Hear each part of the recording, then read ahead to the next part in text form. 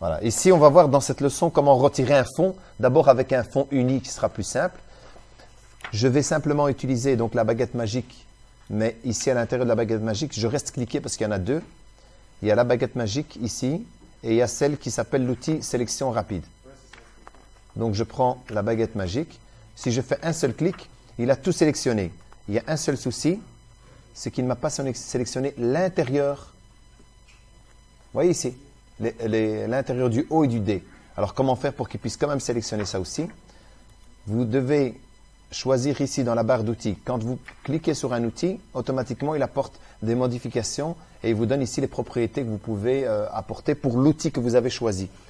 Vous désélectionnez celui-ci où il est marqué pixel contigu. Je reclique. Et là, il me clique l'intérieur, l'extérieur. Partout, il trouve la même couleur. N'importe où.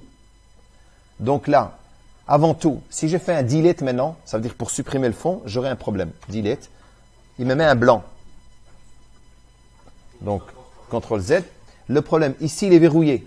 Il faut que je déverrouille ça.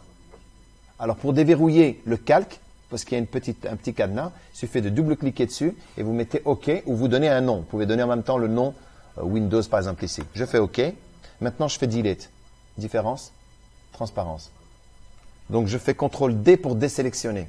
Ou bien, vous allez dans la sélection et là, vous avez désélectionné et le raccourci, c'est CTRL D pour désélectionner. Donc là, vous allez remarquer qu'il y a encore quand même des petits défauts. On pourrait pousser plus loin la donne quand on avait fait la sélection pour qu'il aille plus loin. Ça veut dire la tolérance de la baguette magique aurait été plus forte. Donc, je vais aller revenir en arrière. Pour revenir en arrière, si vous faites CTRL Z, il ne revient qu'une fois. Vous devez faire CTRL, ALT et Z. Comme ça, il peut revenir plusieurs fois en arrière. D'accord? CTRL D désélectionné. Je reviens avec ma touche de sélection et là, je peux augmenter la tolérance. Si je mets par exemple 50, je clique. Il a été un peu plus à l'intérieur, logiquement, et encore un tout petit peu ici.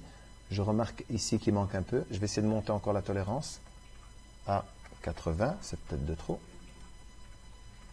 Voilà, 80. On va essayer 80. Je double-clique ici. N'oubliez pas, il faut déverrouiller le calque. Je fais Delete. Je fais maintenant pour voir. Je n'ai plus de tâches.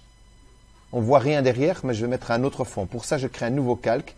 Je déplace le calque, je le mets en dessous de l'autre et je vais le remplir par exemple de noir.